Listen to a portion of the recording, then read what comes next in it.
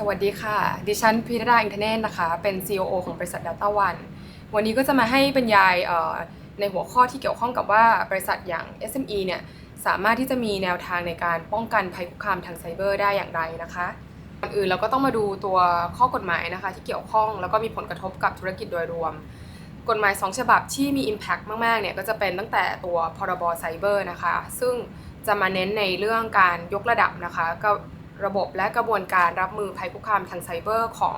หน่วยงานที่มีความสำคัญทางด้านโครงสร้างพื้นฐานของประเทศนะคะ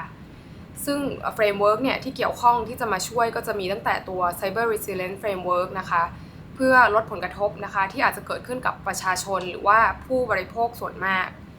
กฎหมายตัวที่2ก็จะเป็นตัวพรบคุ้มครองข้อมูลส่วนบุคคลนะคะซึ่งทุกๆหน่วยงานเลยเนี่ยมีหน้าที่ที่จะต้องปกป้องตัวข้อมูลส่วนบุคคลนะคะมีการกระบวนการในการขอความยินยอมนะคะในการจัดการเรื่องสิทธิของเจ้าของข้อมูลและมีมาตรการในการปกป้องตัวข้อมูลส่วนบุคคลนะคะหรือข้อมูลอ่อนไหวอย่างดีนะคะซึ่งเราสามารถนำตัวเฟรมเวิร์กของตัวอย่างเช่น ISO นะคะเข้ามาปรับใช้กับองค์กรไม่ว่าจะเป็น ISO 27701นะคะหรือจะมีการจัดธรรมาภิบาลในการจัดการข้อมูลด้วยค่ะดังนั้นถ้าเกิดองค์กรของท่านรู้แล้วนะคะว่าทรัพย์สินที่สำคัญที่สุดก็คือตัว Data แล้วก็โดยเฉพาะข้อมูลที่เป็นข้อมูลทางธุรกิจข้อมูลที่เป็นข้อมูลส่วนบุคคลหรือข้อมูลที่มีความอ่อนไหวเนี่ยหน่วยงานสามารถจะนำเฟรมเวิร์กในการจัดการทำเรื่องธรรมาภิบาลข้อมูล6ขั้นตอนสำคัญนะคะนำไปใช้โดยอย่างแรกเนี่ยหน่วยงานจะต้องมีการจัดตั้งคณะกรรมการที่มารับผิดชอบในด้านการบริหารจัดการข้อมูลให้เป็นไปตามวัตถุประสงค์นะคะของบริษัทไม่ว่าจะเป็นเรื่องประสิทธิภาพในการนำไปใช้งานความถูกต้องนะคะความมั่นคงปลอดภัยและความเชื่อมโยงส่วนที่2เนี่ยก็อาจจะต้องมีการตกลงเรื่องนิยามนะคะระบุคำนิยามให้เข้าใจตรงกันภายในหน่วยงานมีการจัดทำพวก data classification นะคะเพื่อแบ่งประเภทข้อมูลหรือชั้นความลับให้เหมาะสมมีการกำหนดนโยบายนะคะว่าใครจะเป็น data owner แล้วก็ใครจะเป็น data user ใครมีสิทธิ์เข้าถึงข้อมูลชุดไหนบ้างและจะต้องมีการจัดทำข้อมูลที่เป็น master ไว้ที่เดียวนะคะเพื่อความถูกต้องนะคะแล้วก็ยังจะช่วยในเรื่องการวางแผนในการจัดเพิ่มทางด้าน security นะคะในการปกป้องข้อมูลแต่ละชุดด้วยไม่ว่าจะเป็นการเข้ารหัสหรือการทำเรื่อง tokenization นะคะนอกเหนือจากนี้เนี่ยบริษัทก็จะต้องมีการวางระบบนะคะที่ดูแลเรื่องการปกป้องข้อมูลไปตั้งแต่การสร้างนะคะการจัดเก็บการประมวลผลการนำไปใช้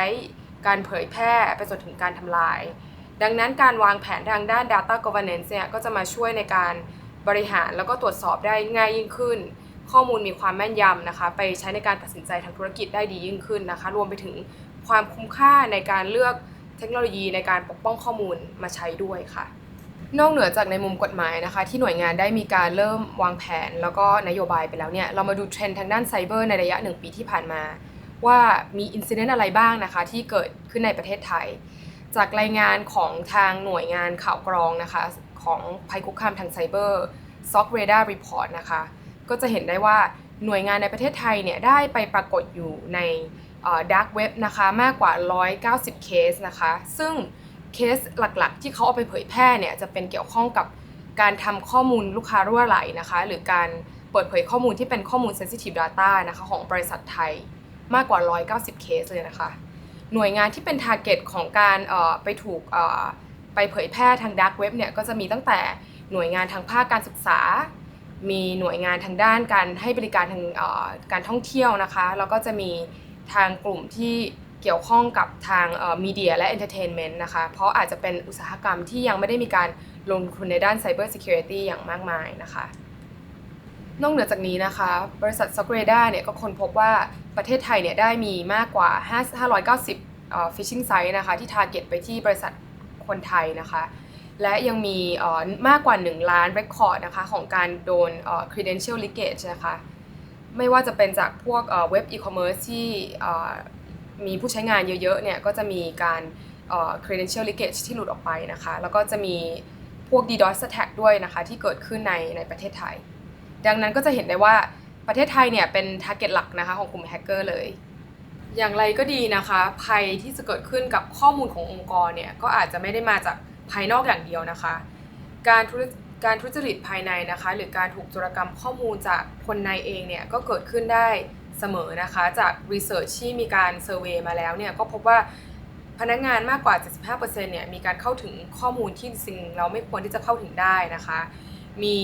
25% ของพนักงานเนี่ยที่พร้อมที่จะขายข้อมูลเพื่อแสวงผลกำไรนะคะซึ่งทั้งหมดนี้ก็เป็นตัวอย่างที่เราเห็นกันอยู่ทุกวันไม่ว่าจะเป็นเรื่องแก๊ง call center นะคะแก๊งมิจฉาชีพที่ทุกท่านก็น่าจะคุ้นดีแล้วก็อาจจะพบเจอด้วยตัวเองเช่นเดียวกันผลกระทบที่จะเกิดขึ้นนะคะสำหรับหน่วยงานที่โดนภัยคุกคามเนี่ย3 อันดับแรกเลยนะคะที่หลายๆ CIO ให้ความเห็นตรงกันก็คืออันดับแรกจะเป็นการหยุดชะงักของการให้บริการของทางบริษัทนะคะปัจจัยที่2ก็จะเป็นเรื่องการสูญเสียรายได้นะคะหรือโอกาสทางธุรกิจประเด็นที่3ก็จะเป็นการสูญเสียความเชื่อมั่นของทางผู้บริโภคหรือประชาชนนะคะเนื่องจากว่าข้อมูลของลูกค้าเนี่ยได้มีการหลุดรั่วออกไปหรือบริษัทเนี่ยไม่สามารถให้บริการได้นะคะก็จะทำให้สูญเสียความเชื่อมั่นในตัวแบรนด์นะคะสำหรับองค์กรขนาดเล็กนะคะปัญหาที่เจอก็คืออาจจะยังไม่ได้มีการ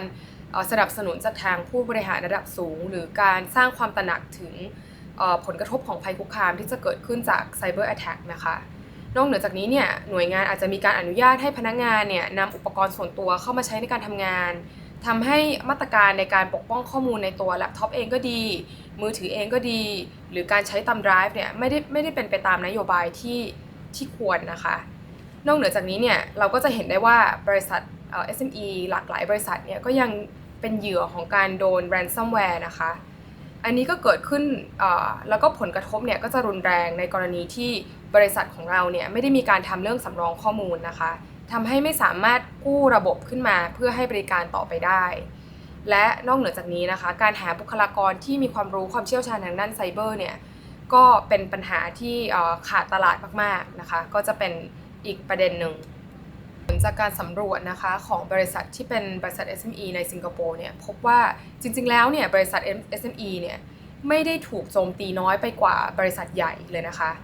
ประมาณ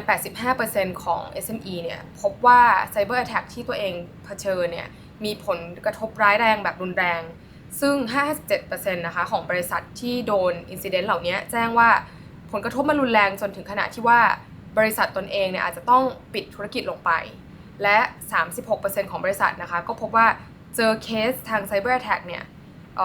ภายในระยะ 5 ปีที่ผ่านมา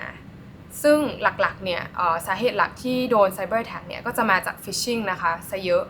ข้อมูลที่มีการ publish อยู่ในเว็บไซต์ของ PDPA ของสิงคโปร์นะคะก็จะเห็นได้ว่า SME เนี่ยแหละยังเป็น target หลักของแฮกเกอร์นะคะแล้วก็โดนปรับไปนะคะจากการละเมิดกฎหมายข้อมูลส่วนบุคคลนะคะซึ่งจากที่เราได้มีการนำเสนอไปทั้งหมดนี้ก็จะเห็นได้ว่าภัยคุกคามต่างๆเนี่ยเข้ามาจากหลากหลายช่องทางทั้งไม่ว่าจะเป็นจากทั้ง external threat เองก็ดีนะคะหรือจากพนักงานภายในเองก็ดีนะคะบวกกับข้อจำกัดของทาง SME ไม่ว่าจะเป็นเรื่องการหาบุคลากรการได้รับการสนับสนุนจากทางผู้บริหารแล้วก็การความรู้ความเชี่ยวชาญทางด้าน Cyber Security วันนี้เนี่ยทางบริษัท DataOne เองก็เลยอยากจะมาแชร์ว่าโมเดลเนี่ยที่จะมาช่วยให้ทาง SME สามารถจัดการตัวภัยคุกคามได้อย่างมีประสิทธิภาพมีทางไหนบ้างนะคะก็จะขอส่งต่อให้กับทางคุณเจสันคองนะคะมาเล่าให้ฟังว่าคอนเซปต์ของ Zero Trust เนี่ยแล้วก็การปกป้องตัวทรัพย์สินสำคัญขององค์กรก็คือตัว Asset Based Cyber Defense เนี่ยทำได้อย่างไรบ้างนะคะแล้วก็มี Service Model เป็นยังไงเดี๋ยวเรามาฟังกันได้เลยค่ะ Thank you, Kumpilada, for sharing on the SME's challenges in protecting themselves as well as the PDPA requirements in Thailand. We need to help SMEs implement Zero Trust. Now, what is Zero Trust? The idea of Zero Trust is not to automatically trust anything, but to ensure that we verify anything. On the internet, we are all anonymous. Even though we are using the correct login ID and password, this allows anyone to access the most sensitive information. And that's exactly what the hacker knows. And therefore, as what Kumpilada says, there are so many attempts of phishing and scamming virus attacks to try to steal the passwords. The central idea of zero trust is to ensure that we know exactly what assets to protect, and we also verify everything, even though the requester has a valid login. By verifying the suspicious behavior, we can eliminate hackers who gain unauthorized access via their phishing or malware methods. CSA, the Cybersecurity Agency of Singapore, recognized that there is an absence of suitable guidelines that's tailored to SME sectors, and they came up with the 7 essentials of how to be safe online. These 7 essentials are then created as a total solution called the asset-based cyber defense to meet the SME's requirements. Let me go through what are the 7 essentials. Number 1, knowing your assets. This is the business sensitive and critical information that we need to control and to ensure our business carries on working. And these are what we need to protect very, very importantly. Number 2, allowing only authorized software to work. These days, we see many game people and employees download games and other internet applications into the office network. And these potentially can be carriers of the malware and virus. By ensuring only authorized software works, we eliminate this threat. Number 3, timely patching and updating. We want to ensure that we spend enough time to patch our systems in the office on a regular basis. However, this is easier said than done, and requires a team to help the SME to investigate, number 1, whether the patch is necessary, how to implement the patch across the whole organization, and to test that the patch is working properly without affecting operations. Number 4, giving the right admin passes to the right people. Even though an administrator may have the super user rights, it does not mean that he needs to have access to the information and the applications that he does not need. Number 5, the ability to detect breaches promptly. This is likened to a situation where if we do not detect the breach properly, the hacker can stay in our organization for a long time and take their time to look around and find out where exactly do we store the critical and sensitive data and slowly extract them out. By having a capability to detect the breaches promptly, we shorten the hacker's time and get him out of our office systems as soon as possible. Number 6, providing a proper access control. By implementing multi-factor authentication on our systems, we ensure that only the authorized people have access to the applications and the information. And number 7, encrypting your crown jewels. This ties in with the essentials, number 1, of knowing our assets. Once we know that these are the sensitive and classified information, we want to encrypt them to ensure that even if there's a data breach, the hackers are not able to gain any information, and we are also safe from violating the PDPA requirements. By combining all this into an asset-based cyber defense, we created 4 stages to verify trust to ensure that we meet the zero trust concept. The first stage is the internet protection and the web application protection for all our internet-facing applications and data. This is like having a gate outside your house to protect you from any unwanted intruders and botnets. Number 2, verifying that the software that we use are safe by using multiple antivirus engines and malware detection. This is the first level of defense to detect any known viruses, very much like a vaccine. Number 3, using the asset-based cyber defense detection and response tools to stop zero-day attacks. What are zero-day attacks? Zero-day attacks are like discovering a new variant of the COVID virus. Because there's no known vaccine, we cannot stop that virus. However, we can stop the behavior of the virus by looking at their ransomware behavior, and stopping all these processes. This is how we are able to mitigate the malicious activities of the malware. Number 4, ensuring that we look at your users' normal behavior and finding out what are their normal functions to eliminate suspicious activities. An example would be an IT manager logging onto a HR system and downloading all the salaries and bank information. Even though the IT manager may have the administrative rights for IT systems, this is a suspicious behavior, and the asset-based cyber defense solution will then alert you and the management on this suspicious event. So when an SME needs help, what are some of the scope of work that they should look into before selecting a partner to help them in the cybersecurity monitoring and helping them to manage all these threats? We should look into how, number 1, MSSP is able to help the SME identify and access their assets and identify the risks to protect all these assets. Secure and protect all these assets using various forms of technologies like MDR or multiple antivirus, as well as tools that can detect insider threats. The constant update to the systems and ensure that the patches are updated in a timely manner.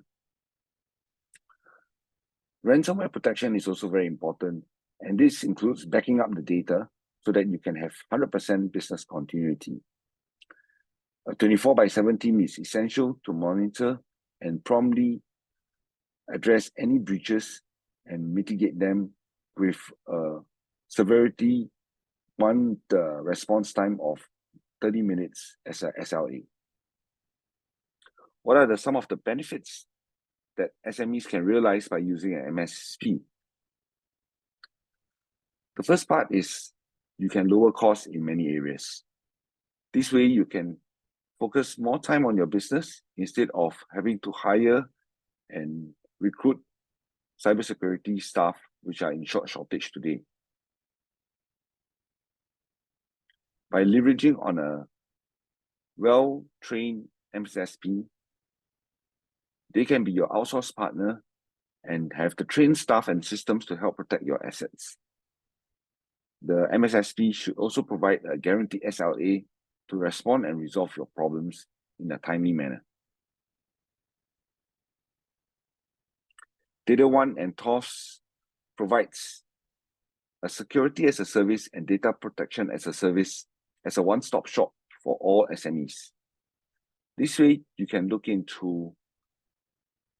covering all areas from the internet to the office to the data center, even to your employees who work from home or from remote places around the world. DataOne and Toffs are able to provide these solutions and platforms to protect both your internet as well as your intranet. And the scope of services ranges from cloud servers to the internet to the data centers and all the endpoints, including mobile phones or any connected devices like laptops or workstations. There are more than 500 enterprises or SMEs using the asset-based cyber defense solutions today. You have providers like and telcos like M1, or logistics companies like Princeton Logic, or financial services companies like Goshen Global Management. We also have government and public sector agencies using the asset-based cyber defense, as well as SMEs in various industries like healthcare, manufacturing, shipping, as well as retail and F&B. Let me share with you some case studies with the objectives of number 1, ensuring zero downtime and 100% user experience in web and mobile applications. With the COVID, more and more organizations are going online to reach out to their customers and working with their partners. Objective number 2 is to ensure zero trust and cyber safety in all these applications. And objective number 3 is how do we comply to the Personal Data Protection Act and attaining a trust mark so that customers and partners know that you are handling their data safely.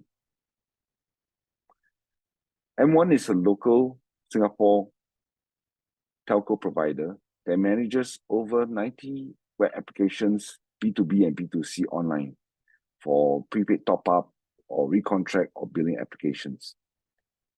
By leveraging on a multi-secured CDN, they are able to ensure that they prevent a single outage, which will result in customer frustration, loss of revenue, and loss of reputation. After implementing their multi-secured CDN as well as their asset-based cyber defense, they are able to prevent incidents whereby the system goes down by rerouting and repointing all the domains into another CDN to be able to be used for the users to access it normally. They saw a 100% improvement in user experience and a 90% improvement on their cybersecurity monitoring status. RiseSense is a local, small research company, like an SME size, and they need to protect all their research as their intellectual property. They leverage on the asset-based cyber defense MSSP solution to ensure that all their critical assets and network are well monitored and well protected. They also use our 24/7 team to supplement their limited IT resources to look for threats as well as ensure that there's timely patching of all their systems. By addressing and ensuring that SMEs are able to comply to PDPC, the Singapore Cybersecurity Agency of Singapore started this program called the Cyber Safe Essentials and the Cyber Safe Trust Mark to allow organizations to be safe online. This trust mark helps organizations to improve their processes and implement the minimum requirements to meet the PDPA requirements of protecting customer data. By using the asset-based cyber defense and the cyber safe essentials, we provide the below framework and solutions as a one-stop shop offering. There are 5 pillars of implementing the cyber essentials. Number 1, knowing your assets and what to protect, and training your people to be able to handle the data protection required as per PDPC regulations. Number 2, securing and protecting assets using multi-antivirus or malware protection, ensuring proper access control and secure configuration. Number 3, updating the protection patches and the software patches in a timely manner. Number 4, providing ransomware protection by backing up all essential data for business continuity. And number 5, providing a 24/7 team to quickly be able to respond to any incident and mitigate any data breach and prevent them. With this solution, we hope that DataOne and Toffs are able to help SMEs attain a certain level of cybersecurity awareness and protection, as well as compliance to the PDPA requirements. Thank you.